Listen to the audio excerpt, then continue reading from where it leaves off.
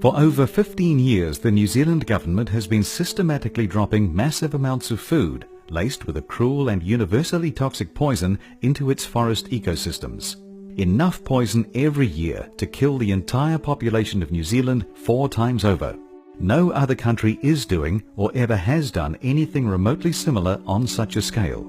This film examines this extraordinary practice, its rationalization, and its human and ecological consequences.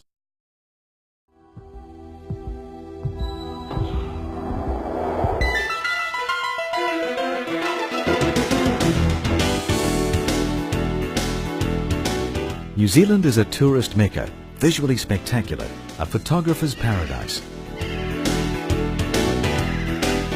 A wildlife wilderness, an adventure playground, home to the intriguing kiwi bird. An ecological wonderland in any other place on Earth, perhaps. But is there a darker side to our clean, green, 100% pure image?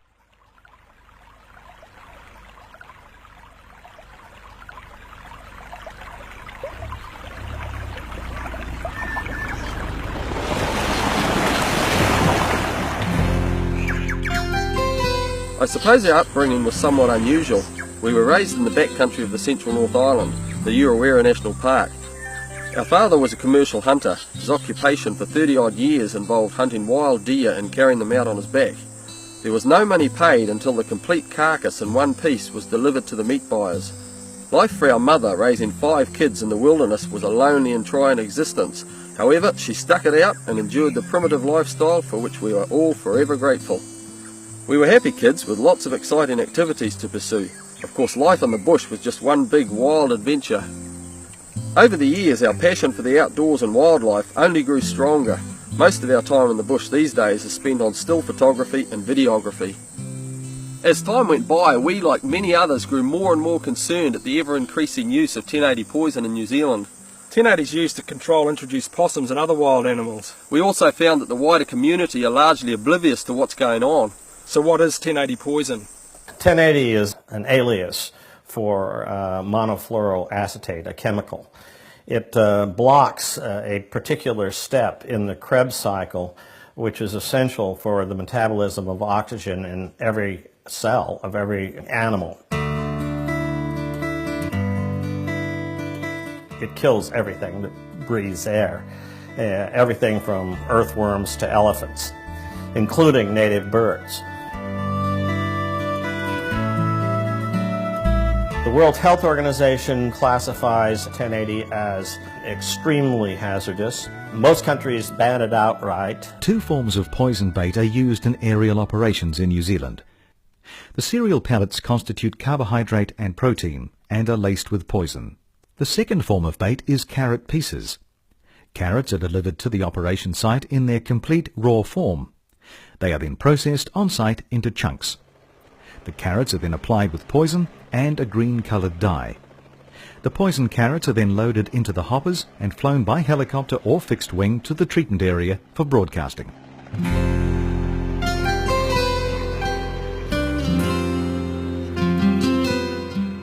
1080 poison is used to kill introduced mammals. The Australian brush-tailed possum is one of the primary targets and covers most of New Zealand. They were first introduced over 150 years ago to establish a fur trade. Rats are the other primary target of aerial pest control operations in New Zealand. Bush rats have been present in New Zealand bush for over 700 years. New Zealand uses 85% of the world's supply. I'm not sure what that means, but I guess the rest of the world hasn't figured out what a wonderful thing it really is. There are 3 authoritative bodies that aerially spread poisons across New Zealand: the Department of Conservation, the Animal Health Board, and regional councils. New Zealand drops into its forests about 4,000 kilos of pure 1080 per year, enough to kill 20 million people. On a per-acre basis, this is 350 times more 1080 than Australia and 22,000 times the rest of the world. And the more they use, the more frustrated the public are becoming. And in some cases, some individuals are going to great lengths to voice their concerns. These people have been fighting 1080 poison for over a decade, and it's an uphill battle. They're going to be dropping 1080 in 2 weeks, probably 2 weeks around here. There's been no consultation whatsoever. We know what 1080 does to the animals. It's a very, very agonising death. So we've come down here with our carrots as a symbol of the 1080 drop. But carrots weren't all the protesters had to offer. They also brought a bag of dead birds. Casualties, they say, of an aerial drop in Turangi 2 years ago. That's one you reckon you don't get.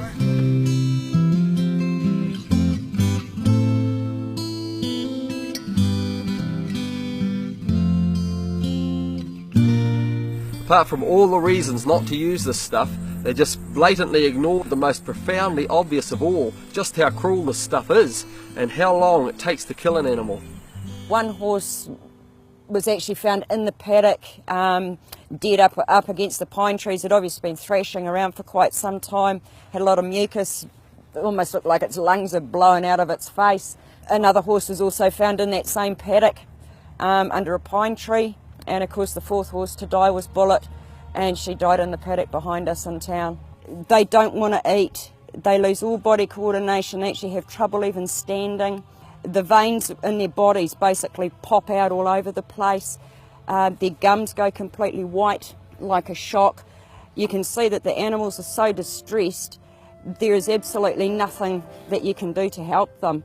The vitamins we were giving via a syringe mixed with water, and it was all it entailed was putting that into the mouth, and all they needed to do was swallow. She even lost the ability to be able to do that.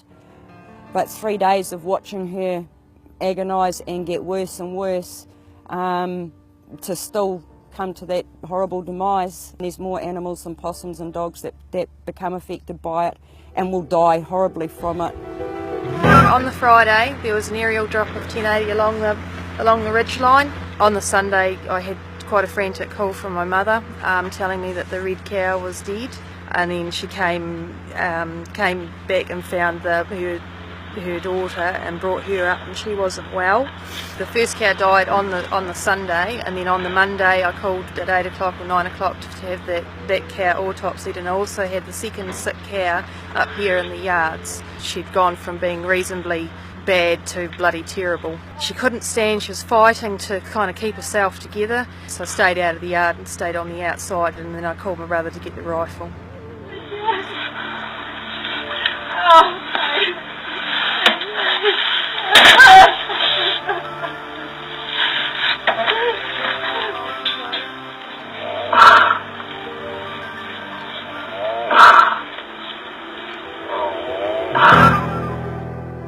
The drop was Friday. The Wednesday I came out and I actually witnessed one of last year's fawns dying, and it's the most horrific death I have ever witnessed on any poor animal. It was cruel. 1080 does fucking dear. The first thing I noticed, she had the shakes. Her head was going like this and her eyes were bulging.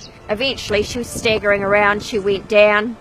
She went into like a rigor mortis, everything went tense, and she was screaming in agony, and then she'd soften up, and then she'd thrash around, and she was screaming, and then she'd tense up again, and it carried on for about 3/4 of an hour, and eventually she died.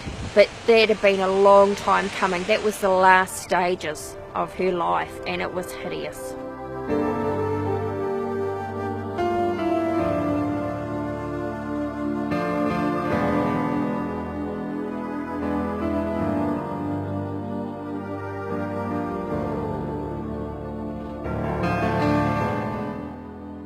Approximately 20,000 deer are killed annually by 1080 drops. The deer kill rate per 1080 drop is about 50%. I myself have been involved with 8 dogs that have been lost over the years. It is pretty horrific what you see these dogs go through, and regardless of whether you've got muzzles or whatever, there is still going to be dogs right throughout the country lost on farms. That's just the on-farm dogs without any of the other pet dogs or anything else around. It is horrific, and we're expected to work right in the middle of all this stuff.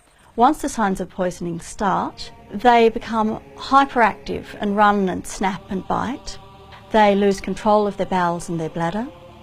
They experience twitching of their muscles, often facial muscles. Then the spasms of the muscles become more severe, and they develop very strong spasms of muscles in their legs and tail that make all of their limbs and tail very stiff. Dogs might die during fitting, but often there are repeated fits with periods where they recover in between.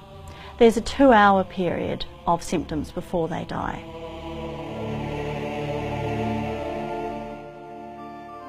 You can kill over 2,500 25-kilogram dogs with the amount of TN80 that is usually put on a hectare.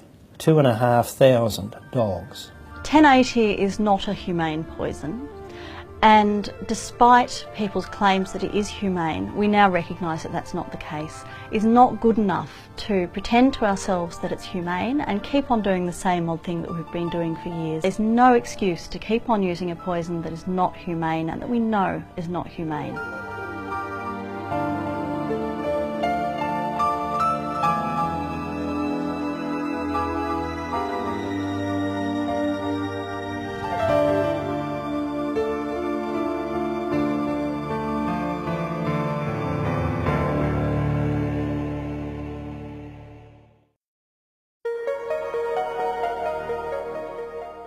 When I was on the faculty at the University of California in medicine and medical information science, which is probably the most important part of this, is I specialized in the design and evaluation of scientific research. Basically, how you go about telling when a piece of science is worth paying attention to.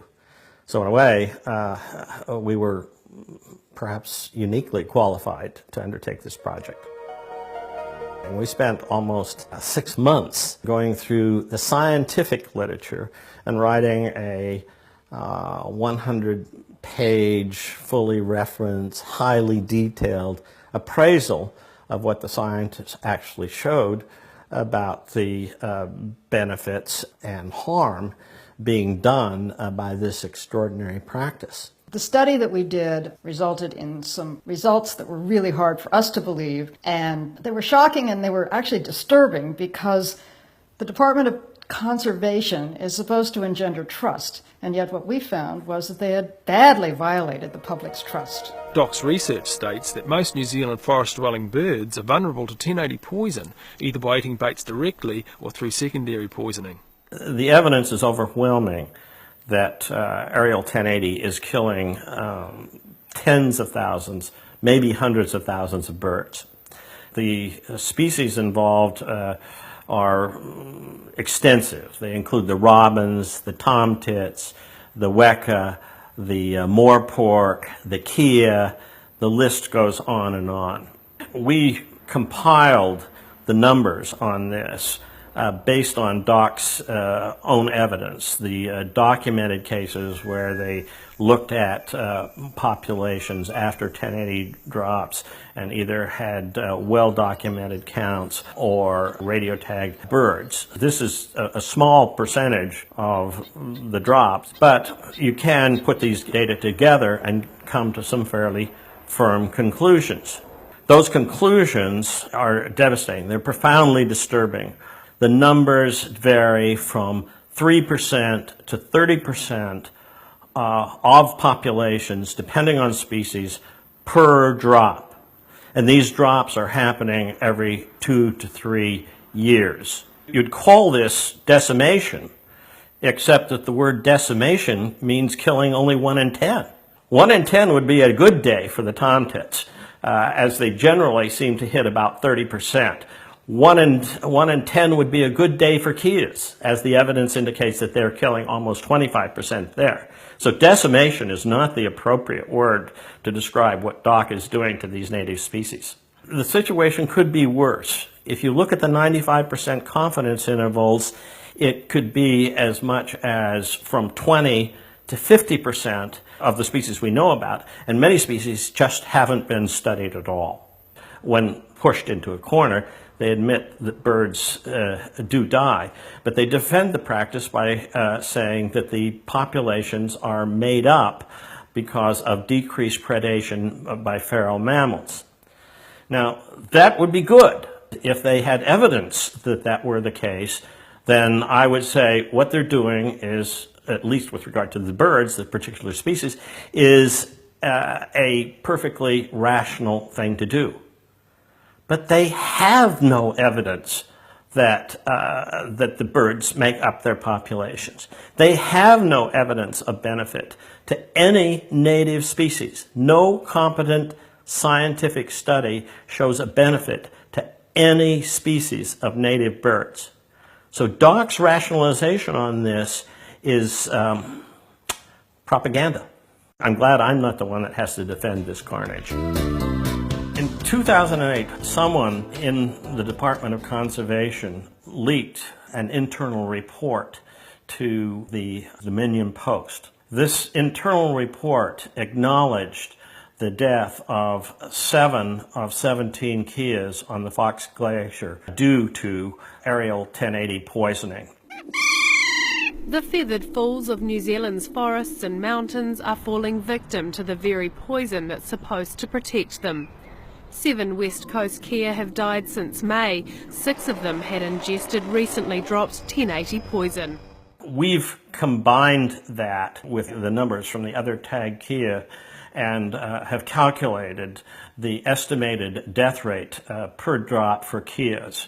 It's around 25%, with a confidence interval that goes from 13 or 14 up to about 40. The Conservation Department admits it's done little direct research into the effect of 1080 on kea numbers, but some believe these alpine entertainers are being wiped out in the high country by the very department that's supposed to be protecting them. One of the things that this suggests is the extent to which DOC is withholding this information. This report about the keas would never hit the light of day had there not been a whistleblower. How did DOC respond? They did not apologize for the deaths. What they did do is they claimed that 40% of fledgling keas are killed by possums. There is no evidence to that effect in the scientific literature. I'm highly skeptical that they have evidence that 40% of kea fledglings are killed by possums. Now, if they've got it, by all means, they should trot it out right away. The issue is that there is no evidence that the kea population is being benefited by this practice. You have to have bottom line evidence that the population is being benefited. Not that the fledglings are being benefited or that they are being preyed on by possums or not being preyed on possums. The question is, what is aerial 1080 doing to this population? Now, it's going to take some extraordinary breeding and some extraordinary possum results to make up for 25% loss every 3 years due to DOC drops.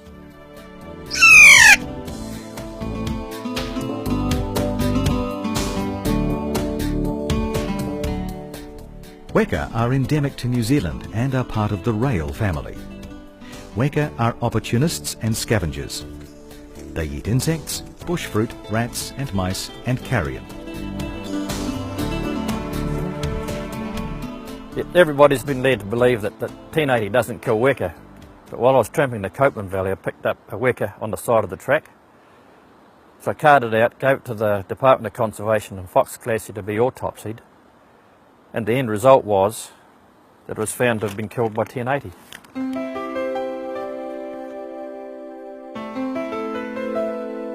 Bird species are actually quite susceptible to 1080, and in fact both wekas and ducks have been measured by seeing just how much 1080 actually kills them, and the amount of 1080 we put on a hectare would be more than enough to kill 500 wekas with the amount of 1080 cereal bait that you put on a hectare. So enormous killing power out there.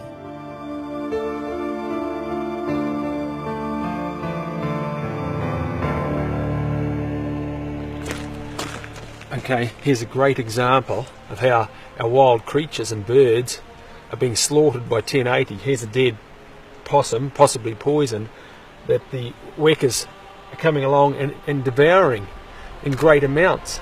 In the name of conservation, let's just dump it all over the forest. Weka, we can afford to lose them. What else can we afford to lose? You could wipe out weka, for example, in just one drop perhaps, because they like to pick on bits and pieces like this. In the paper, Secondary Risks from 1080 in Carcasses, the authors state, while talking about Brodifacoum poisoning, for example, the entire western weka population of Tawhitinui Island was exterminated by eating baits or dead or dying rats.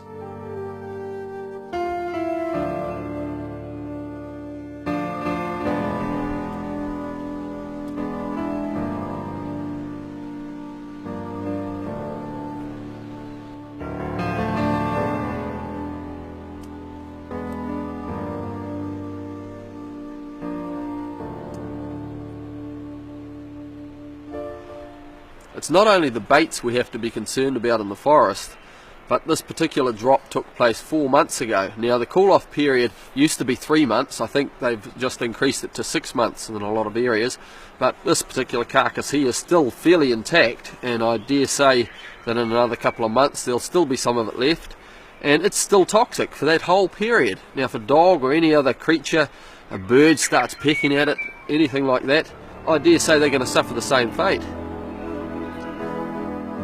Once the poison is ingested by an animal, it is then retained in the carcass of that animal and is then capable of poisoning the next feeder down the food chain, whether that feeder be an insect, bird, animal, or even a human.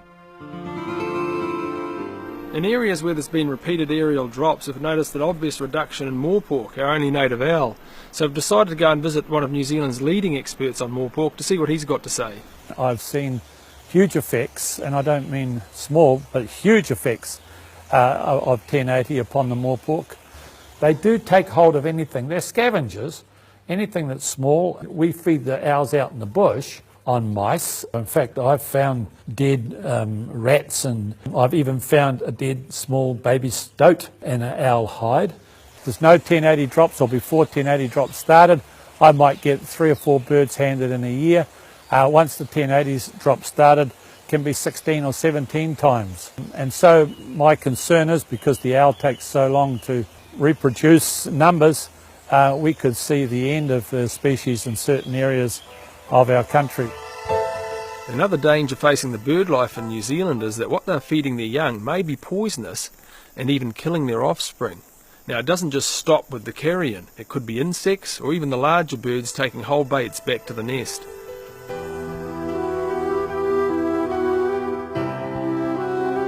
The effects of poisoning are very similar in birds to other animals as well.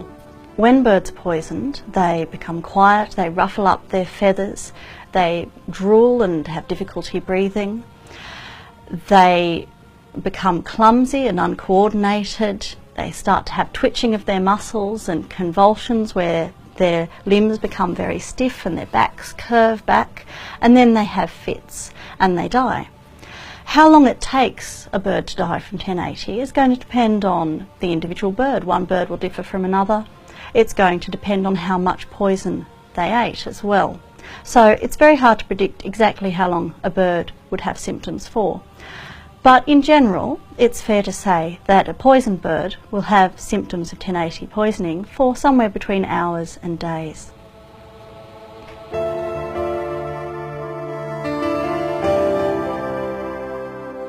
Many New Zealand birds are vulnerable to secondary poisoning. This occurs when the bird consumes insects or the carrion of an animal that was poisoned or killed by 1080. Because there is no control over how much poison an animal ingests, animals that die contain varying amounts of poison in their carcass. The next feeder down the food chain then may receive either a sublethal or lethal dose of poison. Birds and animals that do recover from sublethal poisoning may be left with long-term disability or diminished breeding capability.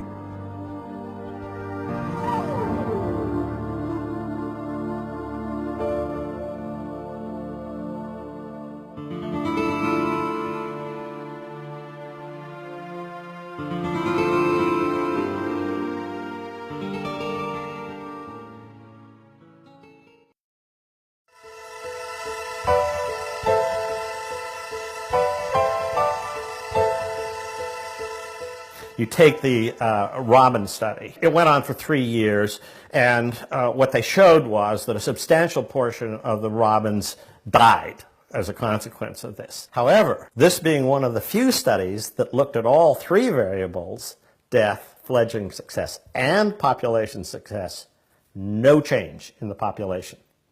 So robins were killed. There was a slight increase in fledgling success, but it did not translate into population success. And yet Doc habitually cites this as proof that 1080 benefits robins, when we know, in fact, what it does is kill robins. Looks like a tomtit. Pretty little guy, isn't he? The specific issue of tomtit deaths and low dosage baits was addressed in by Westerbrook in 2005. What they found was that if they reduced the dose of cereal bellies low enough, they did dramatically reduce the death of tomtits. However, when they reduced the amount of 1080 in carrot baits to even very low levels, they still killed up to 50% of tomtits. As we found out through an OIA, Doc is still using large quantities of carrot baits, both medium and low dose carrot baits in their drops. Yeah, they don't deny it. And in fact, IRMA authorized a dosage almost 10 times higher than the one that still killed 50% of tomtits.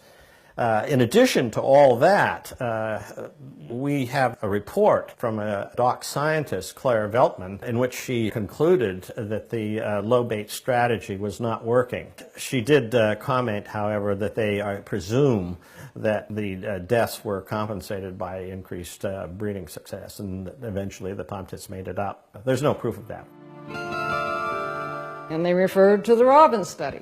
Right. But the robin study didn't benefit the population. So it's sort of a circular reference situation where one references the other, bad study or non-consequential study, and it's a self-reinforcing rumor, effectively. Right, that's what happens. And then Forest and Birds gets involved, and they pick up what Doc says the study shows and don't actually go and look at the study and amplify the whole process either. Pretty soon, you've got the whole population of New Zealand believing what is an absolute falsehood.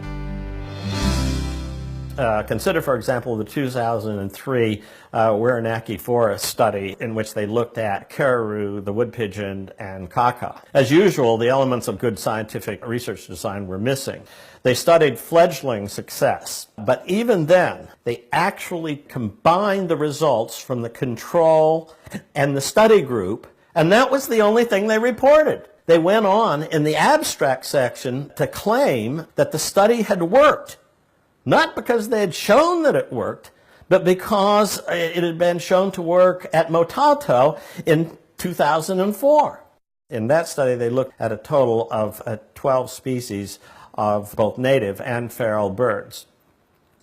But there was only one randomized control area, which was demonstrably completely different from the treated area. So right from the start, the results were invalidated. The authors reported in the abstract section a statistically increased number of wood pigeons, caribou, which seems to have been the primary target of the research. However, in their analysis, they used an incorrect statistical, it's a linear statistical model, and so the study was doubly invalidated. Not only did they have a completely incomparable control group, which you could see from their own data, but the study was invalidated by they analyzed the data incorrectly. I mean, it's just a gross statistical error.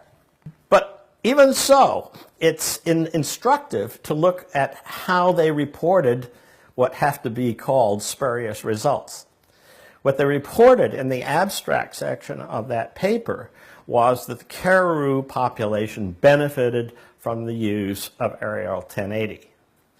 They failed to even mention in the abstract section that that same erroneous, fallacious analysis that they believed, you understand, they believed this analysis, also showed that there were decreased numbers of silver eyes and gray warblers.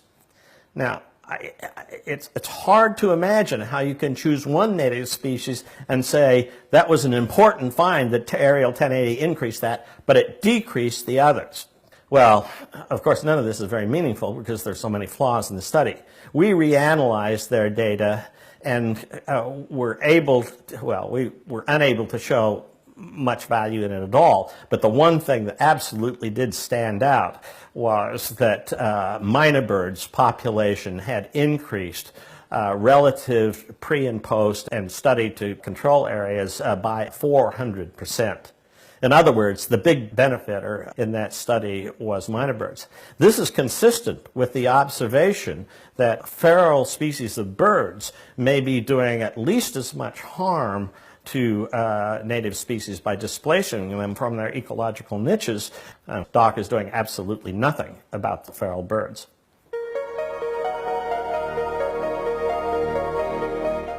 The Mpara study is DOC's flagship study of benefit to native species. In fact, the Mpara study illustrates most of DOC's bad research and design habits. Historical controls, no randomization, no replication, and several statistical errors. Thus, even from the start, it does not meet the minimal criteria for scientific validity. In one promotional brochure, DOC claims that there was a 10-fold increase in kokako population. There is no indication of that in the scientific literature. The scientific report shows that the population may have gone from 55 to 85, but it was not as a consequence of Aerial 1080. The increase in population occurred 3 years after Aerial 1080 had been discontinued and was replaced by ground-based control methods. Nonetheless, DOC propaganda makes it seem as though Mpara was a triumph for Aerial 1080. This is an outrage in itself, and as I think everyone would agree, that this is gross misrepresentation. This distracts from what is probably a very useful observation. Namely, with species-specific, ground-based trapping, you can actually help native species to recover. I got a license to use 1080 in 1960. I did a lot of the original research into this poison, and I've used it virtually ever since. Most of my working life's been involved with it. I've done all the groundwork, I've done the aerial operations, I've mixed the field solutions, I've done the whole lot. And it's been my repeated trips back to the same places all the time over many years that's shown very clearly the effect it's having. And even when I was using it. So unless we do something about it, they are going to be responsible for wiping some of our native birds out. I've heard all the stories about the good nesting after they've done the drops and that, and most of it to me is rubbish. Department of Conservation studiously ignore everyone but themselves. DOC claims that in 2010 they're going to start a study to, quotes, determine the effect of Aerial 1080 on native birds. Even assuming that they abandon all their bad study design habits, they are at least 17 or 18 years late. They have been dropping this substance into our environment, into our native forest, indiscriminately, killing thousands, tens of thousands, and maybe hundreds of thousands of native birds for 17 years. And now they're telling us that they're going to go do a study that we have no assurance will be at any better quality than the ones they've already done? 2019, when that study is finished, the game will be over. What they should do is to stop this practice now until they have legitimate proof of benefit to native species. A 10-year study is about what it would take.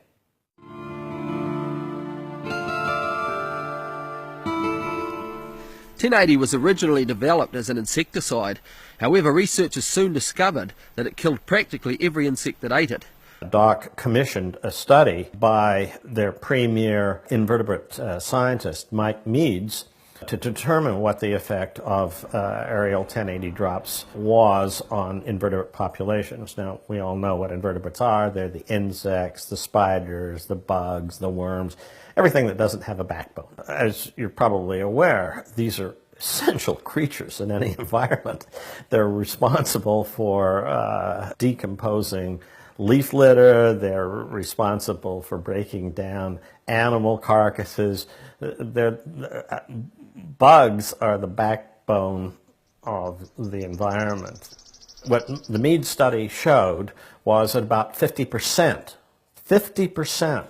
of invertebrates, if you looked at the overall populations among all species, were killed by aerial 1080. When Doc heard about this result, they immediately commissioned another study, but they analyzed the study in a way that virtually guaranteed we'd see no difference between the experimental and the control groups.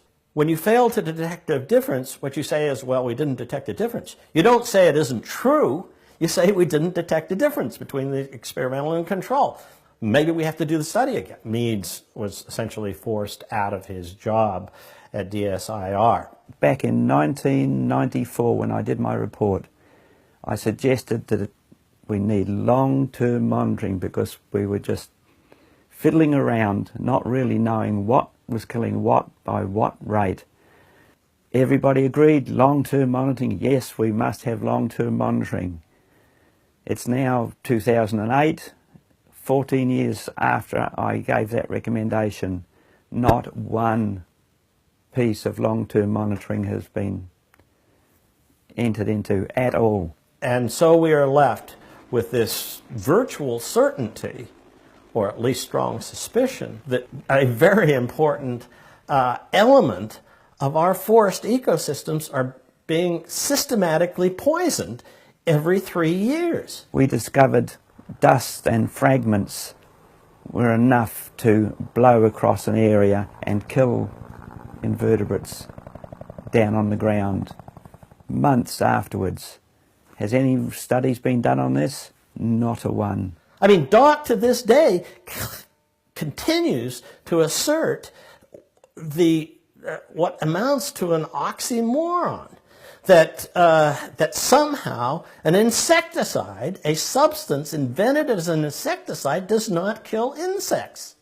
This is beyond belief, that they actually continue to assert in public that an insecticide does not kill insects on the basis of one badly analyzed study. This issue alone, if there were no other issue, if there were not all the dead birds, if there were not the lack of evidence of benefit, if there were not all the ecosystem concerns, this one issue alone should be enough to just shut this thing down tomorrow. It's estimated that there are about 50,000 multicellular species, that is plants, animals and fungi, that are native to New Zealand but have not yet been formally described. So it's inconceivable to me that any individual or organisation can feel that there's sufficient known about 1080 to be applying it aerially. Fundamental tenet of ecology is that all living things live in equilibrium. When one disturbs the equilibrium by altering the population of one or more, there will be changes that are unpredictable and unpredicted. And given the broad-based and crude structure of what Doc is doing in poisoning our forests with aerial 1080, that's exactly what you'd expect. Murphy in 1998 did what is now a classical study. They looked at the diets of stoats in various rat control regimens. The results of this were startling. They surprised people around the world. With no pest control, rats constituted about 50% of stoats' diets. And birds, including native birds, constituted about 6%. After pest control, however, stoats switched their diets to birds, away from rats, so that the proportions almost inverted. The birds became 56% of the stoat diet, and the rats became 16%. Consider, for example, the Rusco study that was just published in 2008. The Rusco study compared rat populations after various forms of pest control. The population of rats dropped immediately at the time of the pest control. But what they also found was that it very quickly rose, not to the pre-pest control level, but almost double, in fact more than double, of that pre-post control level by 18 months. And by 25 months, the population of rats had risen to almost 3 times the pre-rat control levels. It is reasonable to assume, and there are data to show, that the population of stoats tends to follow them. So then what happens? DOC comes in with another 1080 drop, as they say they intend to do ad infinitum, forever. Every 2 to 3 years, drop 1080 into our forest ecosystems. Again, the population of rats will drop off rapidly. And what are the stoats going to then switch their diet to? As Murphy showed, they're going to switch them to native birds. One of those birds is likely to be kiwi. The kiwi is New Zealand's national bird, our icon you might say, and yet probably as many as 99% of New Zealanders have never seen one in the wild. A lot of that is due to the fact that they are mainly considered a nocturnal bird. However, on Stewart Island, it's possible to see one in daylight.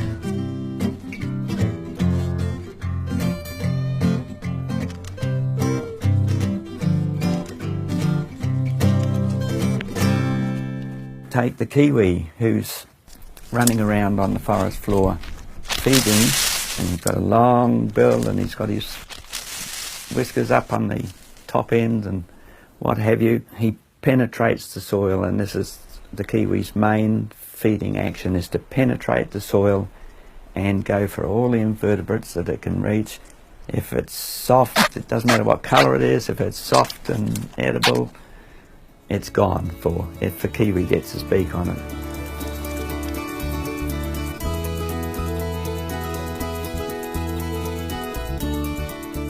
Kiwi feed on soil invertebrates and so may be at risk from secondary poisoning.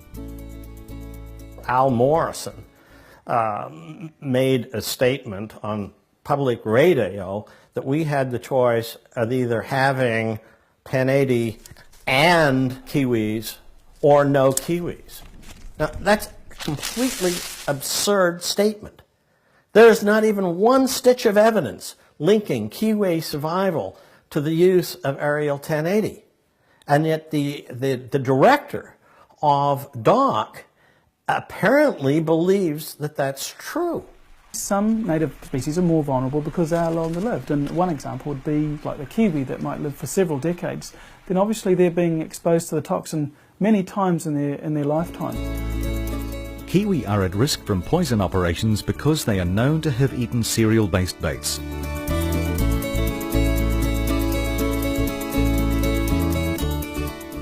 In 1998, tested kiwi droppings returned a positive result for 1080 poison residue. Welcome to Stewart Island. Rakiuria, as the Maoris named it.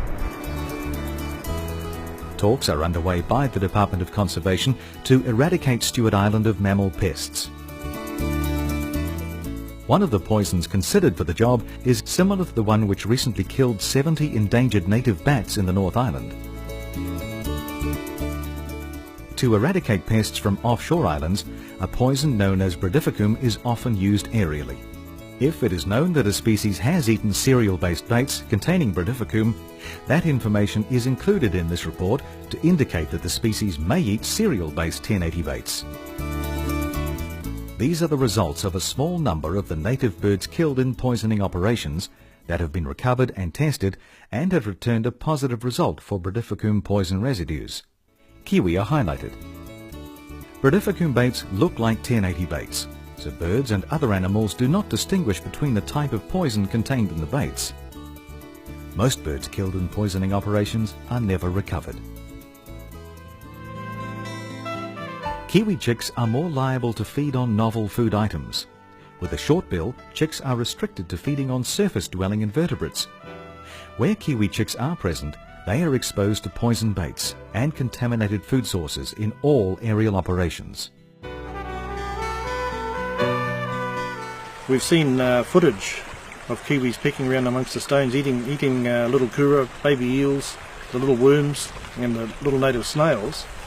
Now if they're contaminated, which they very likely are, what can be happening there, according to the data put out by Toll Chemicals and our own scientists, that a tiny minute amount of 1080 side effects of that small amounts is reproduction toxin.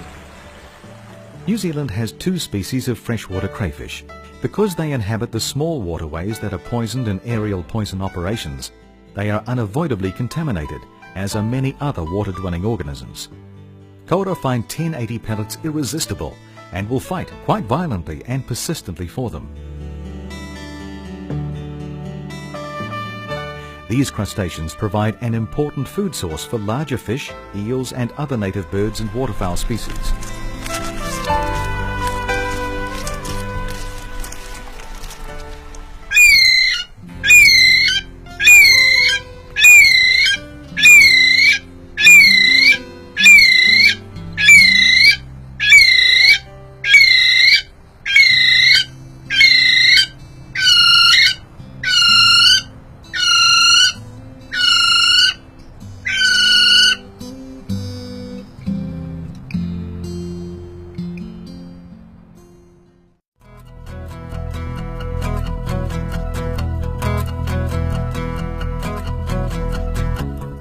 The amount of 1080 that it takes to kill an animal is generally called its lethal dose 50.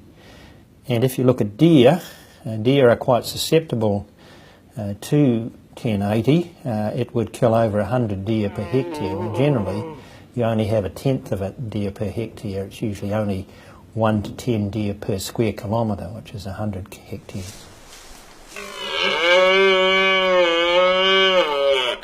Well, lots of people have a positive attitude towards deer, because there was a study by a panel that looked at the future management of deer, chamois, tar and pigs, and 80% of the 4,000 people that answered that questionnaire said they felt that those animals were a resource, or mainly a resource. And 95% of them said their experience would be improved by meeting a deer in the backcountry. And that's a very significant part of the public that has positive feelings about these animals.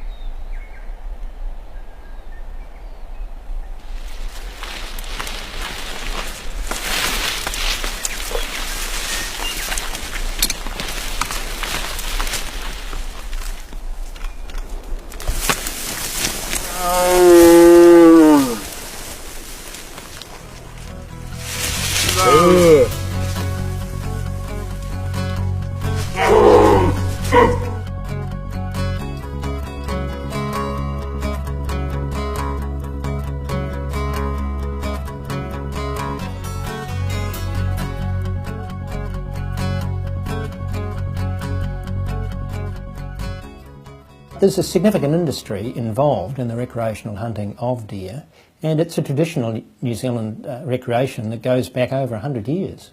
So it's on a par with tramping, you know, so why would we want to wipe it out? Red deer have spread throughout New Zealand and make up the majority of the wild venison exported to Europe. Hunters go to great lengths to recover deer, and their lifestyles are grueling but exciting. Often, extraordinary amounts of willpower and determination were required to recover animals, but they were never wasted.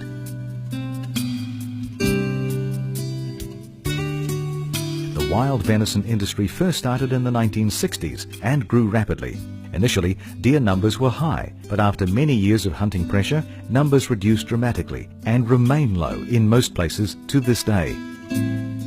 New Zealand's wild venison is of extremely high quality and highly valued overseas. In the paper Review of Non-Commercial Wild Food in New Zealand, feral deer were tested for 1080 residues. It states that 2 positive samples were reported in 1999. In April 2002, the wild venison industry was halted almost overnight due to a 1080 scare in meat intended for export. More than 16 tonnes had to be recalled by agricultural officials.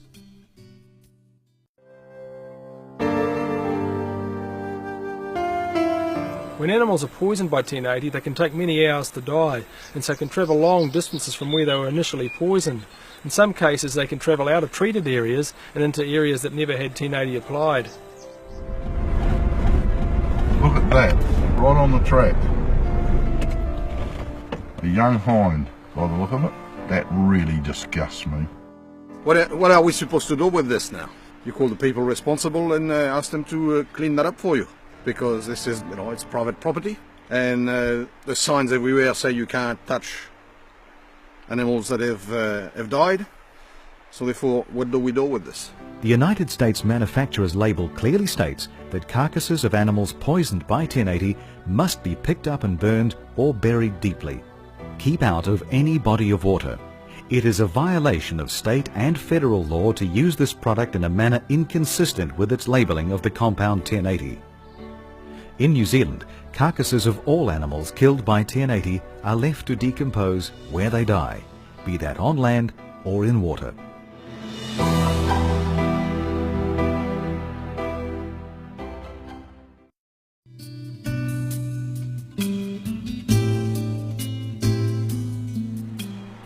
What does this say in here? Well, it's a justification, of what they're doing, supposedly to control TB, but it's well known that there is no TB in this catchment.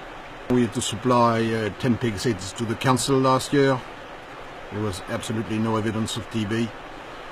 None on possums, none on ferrets, and of course none on stock. So what's the point?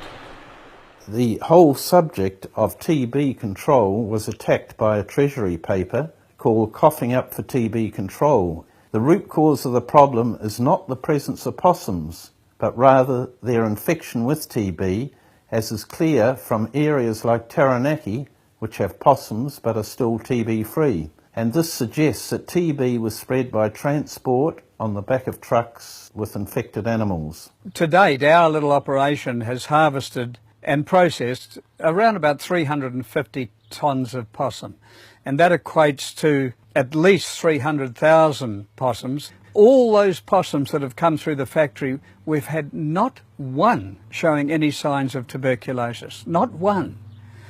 And so the fear of tuberculosis, I think, is being exaggerated. We were recently at a meeting where the Animal Health Board declared that it's safe to eat TB-affected meat and stated that some TB reactors are still sold to local markets, so some of us are eating it anyway.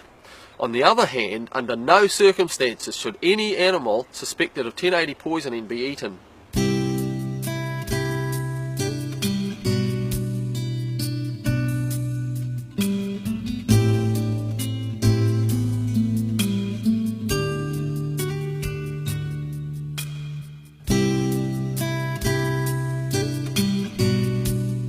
But DOC's not relinquishing its use of the poison just yet.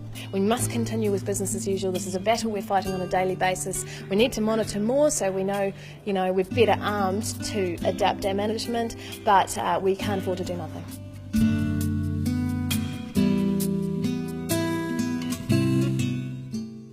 I believe it was 1999, a scientist by the name of Bellingham. He looked at 25 years of forests across all of New Zealand and found that the forest health was not in any way affected by either possum control or possum presence. In fact, he found a dynamic, vibrant set of ecosystems that waxed and waned, changed in density and composition over time with absolutely no correlation with possum control.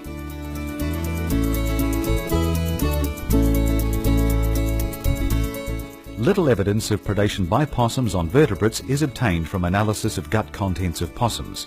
No remains of vertebrates were found in almost 1,900 possum stomachs from 5 studies. Dr. Roger Dungan and team found that possums can disperse nearly 20% of total seed rain and up to 75% for some species. This raises the possibility that possums may have positive benefits for ecological processes.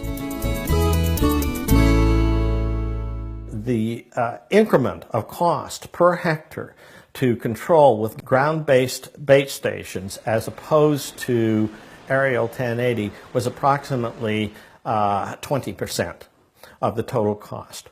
So for 20% of the $70 million, let's say $16 or $17 million, we can stop poisoning our forests. Who doesn't think it's worth it? I just come off a project working 4,100 hectares. That's one man able to manage the trap line in 4,100 hectares. The last survey showed us that we had 400 kiwi. That's 200 pair, and 50% of that is 100 kiwi come through every year because of the trapping. Now, if you've got survival with kiwi chicks like that every year, your whole ecosystem is being enhanced. That's the answer, trapping.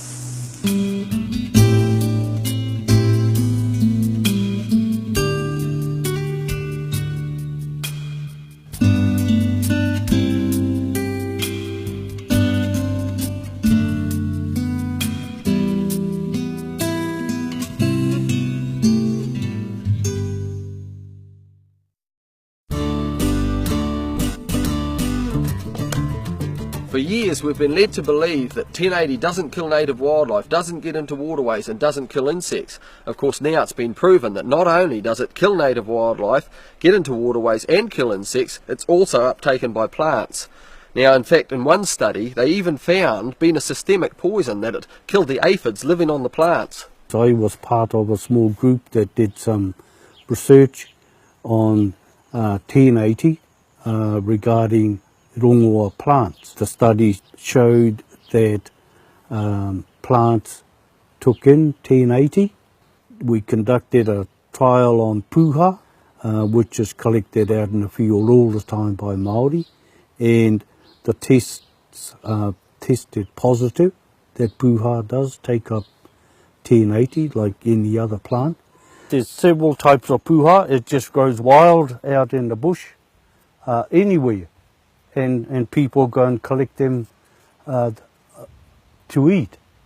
And of course the other thing that we also got to be aware of is there's a whole lot of other plants that Māori also use for vegetables, like the kouka there, the cabbage tree. Look, you have a look at the cabbage tree, the way the foliages are, it can capture 1080 pellets, no problems at all. And of course the part that is eaten is the centre, and you peel all the green foliage off and you're left with a white centre like cauliflower, and that's the part that you eat. So unless all those things are researched, you are never going to know. Native Maori foods and low chemical contaminants and combinations of them should be studied for watercress and eel and puha and any other native food that's consumed in large amounts. And we should be looking what is happening to our children's brain function and disease susceptibility. This is what 1080 does to opossums. It almost did the same to little Natalie Turner. Well, I saw it come out of her mouth, you know. I saw it actually was in her mouth, and I scraped most of it out of her mouth, and then I put my finger right down her throat. It went right down her throat, and that's where I felt most of it, still in her throat. And when she vomited it... The Turners say Natalie picked up the 1080 pellets while they were visiting the tribal graveyard near Rotoaira. The pellets were part of a drop in the surrounding forest 2 weeks ago. Today, some were still there. There's no doubt 1080 pellets do kill opossums. The fear is they may kill other animals as well, even children. In the paper by McTaggart, a 9-year-old boy accidentally ate some rabbit bait that had been left in a barn on a farm and became very ill and was taken to hospital. At the time he arrived in the hospital, he was having repeated seizures or fits, and he had to go straight to an intensive care unit. He had uncontrolled movement of the muscles in his arms and legs for almost a month after he'd been poisoned. And while he was eventually able to recover a lot of movement in his arms and legs, he was still left with some permanent disability. So 9 years after he'd taken the bait, he was still unable to walk without crutches, and he was also left with some permanent mental retardation. Sometimes the proponents and supporters of 1080 go to extraordinary lengths to try and convince the public that this stuff is safe. 1080 is sodium monofluoroacetate. So the breakdown products of 1080 are salt and vinegar pretty much, and it's the sort of thing you'd put on your crisps. To try and pretend that the constituents of a packet of salt and vinegar crisps are the same as one of the most lethal poisons in the world is breathtakingly cynical and evil, beyond belief. Like I said to you, the dust will not harm you. So we breathed it all in, it won't hurt any of these security guys? No one's going to get hurt by breathing in 1080 powder? No. Look at it!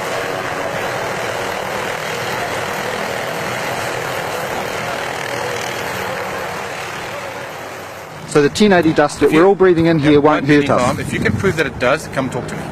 The manufacturer's label states, when loading aircraft or working in windy conditions, wear goggles and a dust mask as protection against dust entering the eyes or mouth. Repeated oral exposure may cause reproductive or developmental damage. 1080 can be fatal if swallowed, inhaled or absorbed through the skin.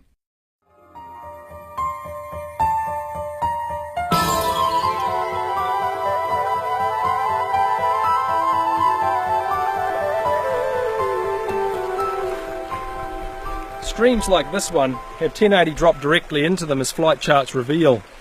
Water contamination has been a major issue for anti-1080 campaigners for many years. It is really of concern that IRMA, in its reassessment of 1080, decided that they were going to allow it to be put into public water supply areas. And at present, the water supply area of Levin, which is about 3,000 hectares in the western side of the Tararua Forest Park, is going to have over 10 tonnes of standard 1080 dropped into it, and that has a killing power based on the lethal doses of about 60,000 humans. It seems to be a really irresponsible thing to do for a public agency to be putting that amount of poison into a water supply catchment. This is 3 News. Locals were shocked last night when they received notification their drinking water may be poisoned. Tried not to use any water. It was quite scary.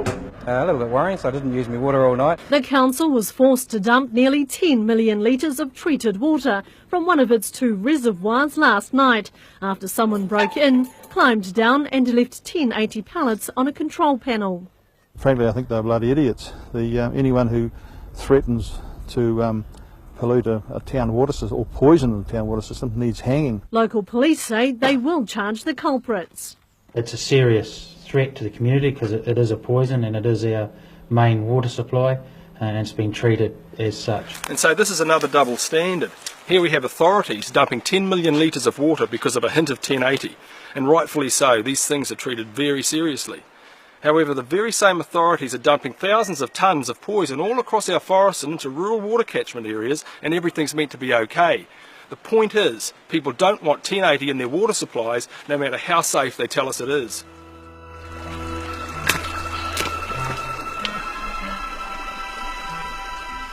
In all the drops that take place around the country, and we see all the warning signs, there's absolutely no mention whatsoever about taking water out of the little streams. Now the track is just through there a few metres, and there's a lot of baits in this stream, for instance. Now it's a heavy concentration. Not only that, you've got dead rat there, and on every drop zone you have the odd dead possums, possible dead pig, dead deer, lying in the streams, and they could take months to rot away.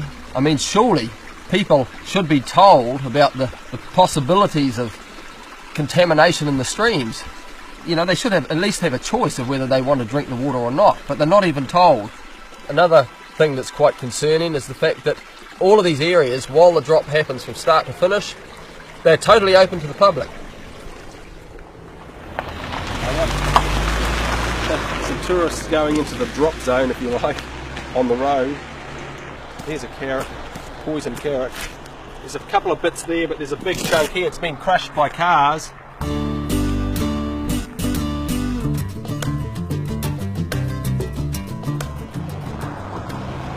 Well, we have seen them, but we don't know what they're doing. We were hoping they weren't going to drop it on us. So in other words, you could be walking around, choppers going over top, you could be hit by baits directly. When these drops take place, these streams are collecting greater amounts of bait than the land areas around them, simply because they act as a trough. So if you can imagine a stream with steep banks, like that, baits come out of the sky, hit the sides, and then bounce into the bottom and land in the streams. Now, As long as these drops are taking place and continuing to take place, contamination to the streams is unavoidable. There are 1080 drops happening at the moment this winter where the drops are happening in snow and they're sitting there in the snow. Of course, it's basically like putting something in the freezer. Of course, you put it in the freezer to keep it good, to stop it going off, and it can persist for a long period of time, get into the waterways, and if that water temperature is only 5 degrees Celsius, then the biodegradation is going to be very, very slow. Now, a risk assessment would need to look at the risks to those organisms that are either drinking that water or that are living in that water at those temperatures and at those concentrations. By investigating what was happening in water, we discovered that 1080, the poison itself, it's uptaken. It doesn't just stick on the outside. The carrot tissues take it up. It imbibes the 1080 into the carrot.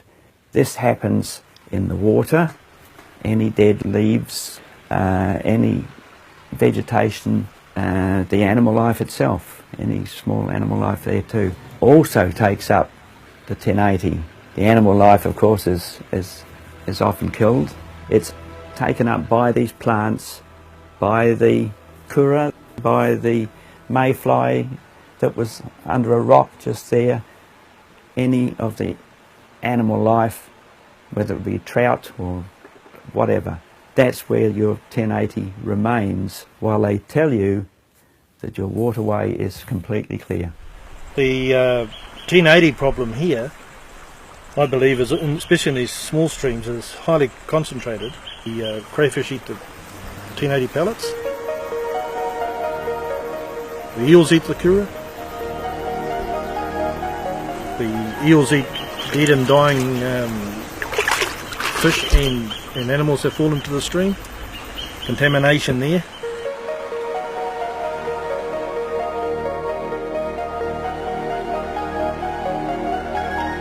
Detection of 1080 in the muscle tissue of an eel 9 days after it last consumed possum gut tissue containing residual 1080 suggests that the metabolism and excretion of sublethal doses of 1080 in longfin eels may be slower than in mammals and birds. The 2005 laboratory study, the average level of 1080 from an eel that had consumed or eaten contaminated mussel was 17.4 parts per billion, and the eels that had consumed gut, it was 30.6 parts per billion. Using Ferunda's acceptable drinking level of 0.6 parts per billion, that's about 30 and 50 times more than that level. The food level, I think, would be enough to actually have epigenetic programming effects on a growing baby. And absence of evidence is not evidence of absence of a potentially serious lifelong threat. There's a major commercial eel fishery in New Zealand which is exported all over the world.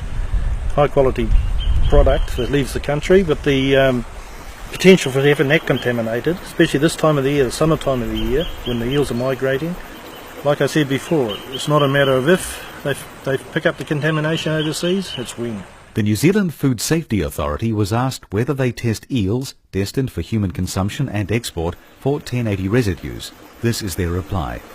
Due to the generally rapid breakdown of 1080 in the environment and dilution when 1080 hits water, any residue of 1080 in eels would be at such extremely low levels it would be undetectable. The New Zealand Food Safety Authority has therefore not undertaken such testing. Taking into account that 1080 persists for long periods of time in the environment, especially in winter, and that not only possums but larger animals like deer and pigs are decomposing in our streams, this response from the FSA just goes to show how our own authorities are not being fully informed of the dangers of using indiscriminate poisons like 1080. Our endemic eels, kura and birds are all being poisoned in aerial operations. The question that needs to be answered is it okay to sublethally and lethally poison multiple species while targeting another? There is cause for concern where carrot baits are used in aerial operations. Carrots retain the poison in their cellulose even after heavy rain or while submerged in water, so their toxicity can last long periods of time.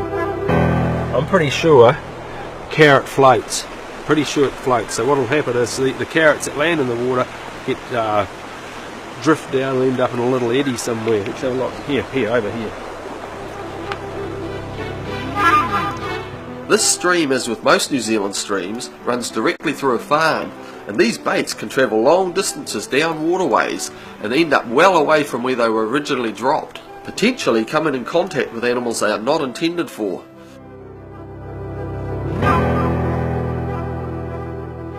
Back in '96, we lost 6 cows due to 1080 poisoning. Just wandering into the bush over here and picking up the baits and keeling over. A couple of months ago, they did a 1080 drop in the Pura forest here, and we lost a cattle beast to 1080. Got the vet report done $700 later, and it confirmed it was definitely 1080 poisoning. Funny thing was when they were going to pay up, they asked to write the account out as track maintenance, not as an animal actually dying of 1080. In regard to the compensation, basically we've lost 13 deer. When we're asked to put an invoice in for the deer, they actually want it marked down as stock food, not they actually don't animals. Want to admit that they've killed animals. That, to me, that's not honest. If they're trying to cover up our stock like that, then how many other thousands of stock losses have there been over the time that they're actually whitewashing? Well, this is where our 250 sheep were poisoned. We had to sign a confidentiality clause that we wouldn't divulge what had actually happened, and that was happening up and down the country. We had no idea. You tend to be so isolated in your little area and you don't realise what's going on throughout the rest of New Zealand. And it was only later, as we made investigations, discovered that this was happening to so many other people, and that it was all being hushed up. Just some of the most picturesque country you can imagine up here, and it's all being dropped, aerial dropped, 1080 poison. Where they drop is they come around the side of the hill here, just between me and the top of the ridge, but below the ridge, and they run all the way along there. Now, what happened is when they were dropping this 1080, I was here and I watched the choppers, and they were on this side of that ridge, which we believe contaminated Phil Patterson's land, and also in a stone throw is the milking shed, which is just there. What we have in this country now is an expanding dairy industry, and a lot of their runoffs are now pushing right back onto the edge of the bush, if not into the fringes of the bush on these dairy runoffs. One aerial operation, one stick of 1080 poison goes into those cows, goes into your milk, goes overseas. These are of huge concern. I've had 34 years of experience living and working right in the middle of 1080 drop zones. We've seen a lot of things happening out there that are unexplainable. We've seen a lot of ill thrift in our farm stock, a lot of unexplained deaths. We've had sheep die with 1080, up to 160 the neighbours had. We've had deer die, we've had cattle die. All of these animals had been found in paddocks with traces of 1080 in them. In 1998, 9 cows were poisoned by 1080 and their milk processed into milk powder. In September 2002, 40 tonnes of butter and 20 tonnes of the byproduct casein were held in Tikaka after a helicopter dumped 1080 pellets into water, supplying a group of dairy farms. The FSA were asked if dairy and meat products were tested for 1080 residue. Their response was, targeted surveillance for 1080 in farmed animals, including cows and sheep, may be undertaken should the need be identified. However, such testing is an infrequent event and has never yielded a positive result. In respect to routine testing on dairy products, the answer is no. We promote pure water, our clean green image, our quality food products. Surely we should be testing all product from drop zone regions for 1080 residues, but we're not. We have got documented evidence of deer, cattle, 12 months after a 1080 drop with traces of 1080 in them. What about the rest of their paddock mates? Where have they gone? They've either been on-sold, or they've perhaps gone to the works. Have any of these other animals had traces of 1080 in them? Farm animals, there is really no restriction on moving within or nearby a 1080 area. While we were on the west coast, we filmed the JP, who'd had 11 cattle killed by the aerial dispersal of 1080, which had accidentally landed on his land. 3 of those cattle died in the truck on their way to the abattoir. Now, if they'd survived half a dozen more hours, they could well have ended up in the European food chain. The other 8 cattle we found scattered all over his farm, and they'd been dead for about 6 weeks, and they had mummified. The ones that had died in a stream, there were 4 of them, were still intact, and even the eels that had tried to eat them had died. This will, at some stage, enter our food chain, if it hasn't already. And I strongly urge all farmers out there to seriously reconsider what's going on out there. This is the biggest biosecurity threat that I believe farmers have got, over and above anything else that can come into the country. The big problem we face is the spectre of 1080 in the product. I've had an order of 100 tonnes a year possum meat rejected by Japan after they saw a documentary on the spreading of 1080 around Mount Ruapehu. The advice I got from the Japanese, there was to be no discussion. They would not revisit the situation when they knew that we were spreading 1080 over our Ngāhere. End of story. We're out for a pheasant hunt on the 3rd weekend of the duck season, and after getting permits, shot this pheasant in the forestry, and when we got home, plucked it out and saw the greenness around the crop and opened it up to find it's full of 1080. What was the most surprising about getting a poisoned bird was the fact that it was still alive, and my dog put it up and I shot it. Those are the dangerous parts of it, whether you know afterwards whether it's going to be in the bird or not, or if I'd just taken the breast meats out of it, we might never have seen it.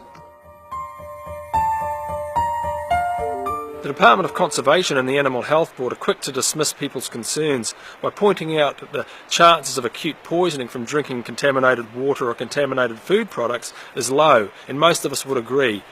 Acute poisoning is how much it takes to kill you quickly. However, acute poisoning is not what people are concerned about. In 2007, over 200 of the world's foremost experts got together and gathered at the Faroe Islands for an international conference entitled Fetal Programming and Developmental Toxicity.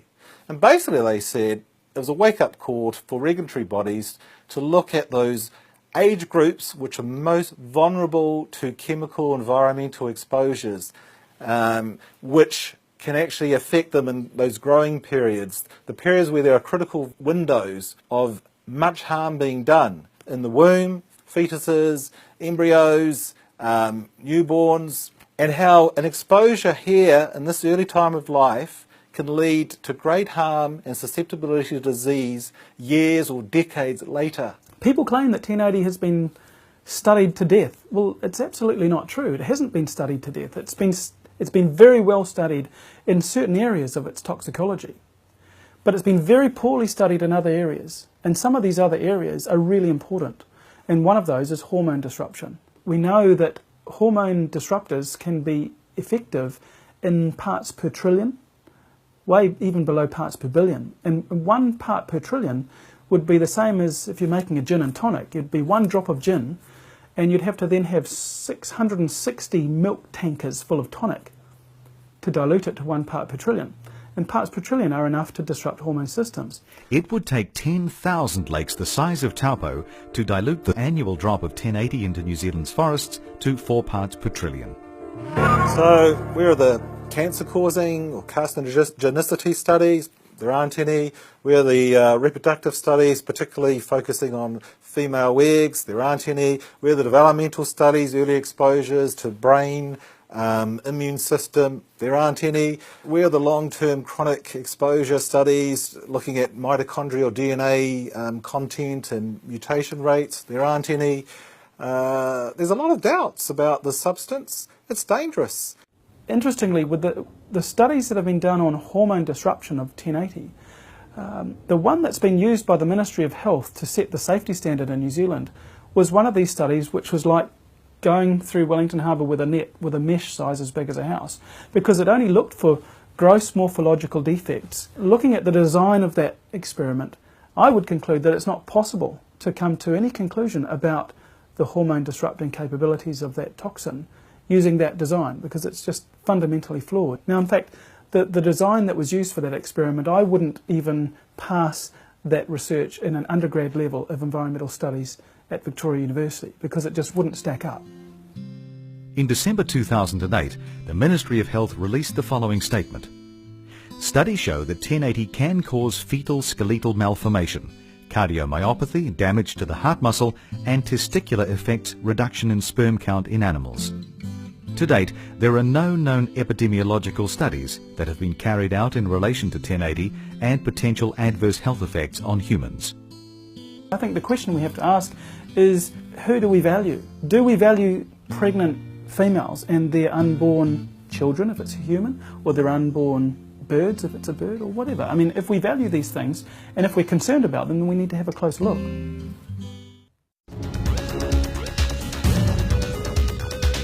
In 2007, a government agency called IRMA carried out a review of the use of 1080 poison in New Zealand, in which they accepted submissions and evidence from both sides of the argument. At that time, we just completed our first documentary on the subject, called A Shadow of Doubt. We submitted this along with many other contributors against the practice. However, it appears that every issue against the continued use seems to have gone deliberately unnoticed or ignored. This is 3 News. The users of 1080, the Animal Health Board and the Department of Conservation have jointly applied for its use to be reassessed. There's a high degree of public interest in 1080. There's also updated research, and there's also an intention by Animal Health Board to keep using 1080. Security is tight, with IRMA worried about protesters. Cameras, including our own, are banned from the actual hearings. It seemed to us, being a part of it, that the process was wired from the beginning. For example, they pre-announced what their decision was going to be before they even held the public hearings. It provides for an open and objective public scrutiny of the risks and the rewards from using 1080. There was misrepresentation verging on lies. There was huge errors of admission. There were all kinds of problems in the submission. In fact, when we did our study, we found that there were 50% of pages of the submission, of the Dr. IRMA submission, that had serious errors. Despite all that, they just went right ahead and completely ignored it. The only biological scientist on the IRMA committee was Richard Sadler. This was the same Richard Sadler who had invented the aerial 1080 program in the early 1990s to figure out a way to dispose of the $50 million bonus that they had gotten from Parliament to fight pests. Consider, for example, who else was on the committee. There was a professor of chemistry, there was a lawyer, there was somebody from the business school, and there was a politician. The chairman of the committee was a politician.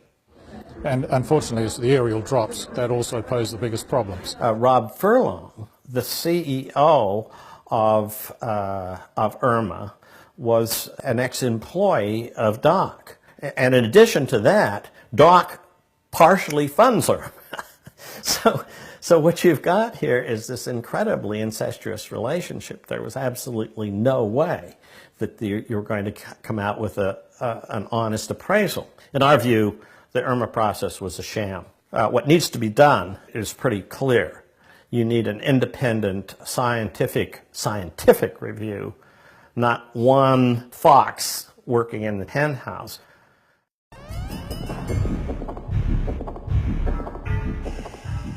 We've requested an interview or some kind of comment from the Department of Conservation on 5 separate occasions. They've declined every time. However, they did finally make a comment after watching the premiere of this documentary. The Department of Conservation stated, "The anti-1080 film does not raise fresh claims or evidence." And they closed by saying, basically the Environmental Risk Management Authority has approved 1080 for use, it is safe to use, and DOC is going to use it. So where do we get our 1080 poison from? Well, it comes from a factory based in the United States called Tull Chemicals. If you see the bridge coming down with the cars coming down it, about where those cars are right now is where Toll Chemical is located. This is the road leading down to Toll Chemicals. The interesting thing about this place is it's on a floodplain. That sign's no more than maybe 100 yards from Toll Chemical. The small Toll Chemical building in Alabama is the only manufacturer of 1080 in the world. That is Toll Chemical. This is Toll Chemical's front entrance. Calhoun County property taxes indicate that it cost $51,000 to build this structure. The interesting thing to me was that you can wreck the ecology of another country from a building in Oxford, Alabama that cost no more than $51,000 to build. And that's corporate headquarters there. There's the number to call in case of emergency. So who's importing the 1080 into New Zealand? 1080 is imported into New Zealand by a company called Animal Control Products, which is owned by our government, of which the Minister of Finance and the Minister of Agriculture each represent 50% shareholdings.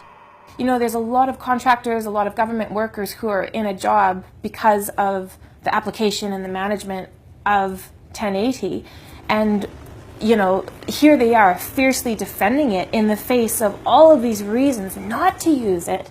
They're so fiercely defending it, and it's like, well, maybe they're just defending their bread and butter. Because you have the word conservation in the name of a bureaucracy doesn't make it not a bureaucracy anymore. They threw $50 million in 1994 or whatever it was, DOC's way to control pests. And DOC, according to their own website, described the response inside of DOC as a lolly scramble. Well, that's precisely what it was. The system works pretty simply. You give someone a reason, an excuse to believe something, and then you give them a financial incentive, and they'll believe it. I mean, that's it. That's the end of the game. In 1987, the Department of Conservation claimed there were 70 million possums in New Zealand.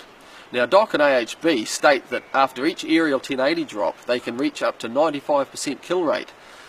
Yet here we are 20 years later, after spending more than $1 billion on possum control, and yet it's still stated that there's between 60 and 90 million possums in New Zealand.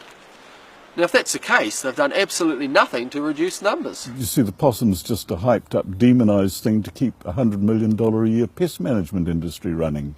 So they've got to keep the fear of the possum alive, the fear of the mammalian browse. And the way to do it is to have a villain that you can't beat. You don't defeat possums. You're going to have to fight them forever. That means $80 to $100 million on the DOC budget every year. Virtually every quotation we hear from DOC and virtually every quotation we hear from DOC's supporters, apologists, Forest and Bird Society, the Green Party, mouth the same talking points. None of them seem to have gone back to the primary data to see what these studies actually show. It is a profoundly human characteristic that once a human locks on to a particular idea and it sort of takes a faith-based status, which is most ideas for most people are anyway, you cannot undo them with evidence. It's just virtually no evidence that will cause people to change their minds. In my mind, the only way this thing is going to go away is that if the international community gets involved. You know, like South Africa, apartheid. Finally, the whole world saying, you know, you guys are nuts. You got to stop this stuff. Finally stopped it. But if the white South Africans had been left to themselves, you would still have apartheid in South Africa. You'll still have aerial 1080 going in New Zealand until something like that happens, at least in my mind. So what's the solution? Well, it's quite simple, really. We need to make the possum worth chasing. With a monetary incentive, great things are achieved. There are alternatives, but they will never be pursued while there is still the option to use 1080 poison. Up until now, proponents have instantly dismissed the true clean green solution, people power. This is because it would mean an end to the multi-million-dollar 1080 poison industry. We cannot go on calling ourselves clean and green in this country when we're dropping thousands of tonnes of this deadly toxin all over our forests every year. Kaitiaki. It's a birthright, a responsibility that we have as Māori. The poison that's put on the environment and into our food chain is a concern. because we live out of the environment as much as we can. And secondly, the wild native species which live within the environment. The best way that we can express ourselves as Māori is through the haka.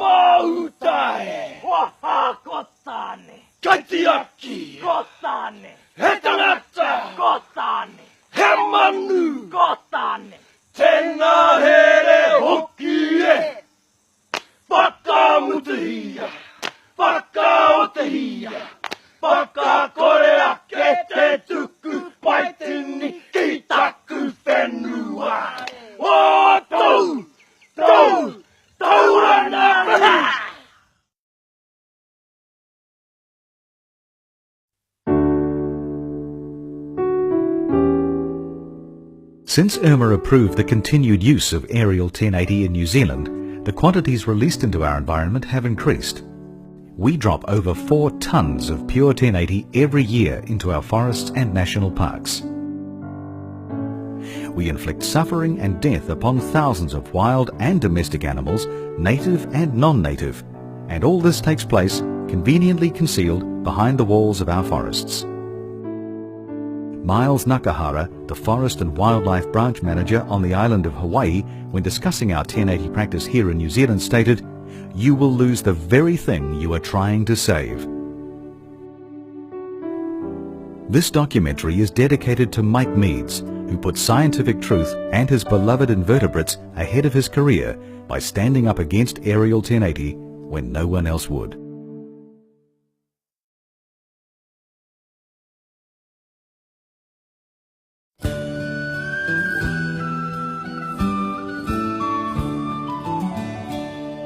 One morning when the world was new and we first saw the sun, the Lord lay down to rest a while, so pleased with what he'd done.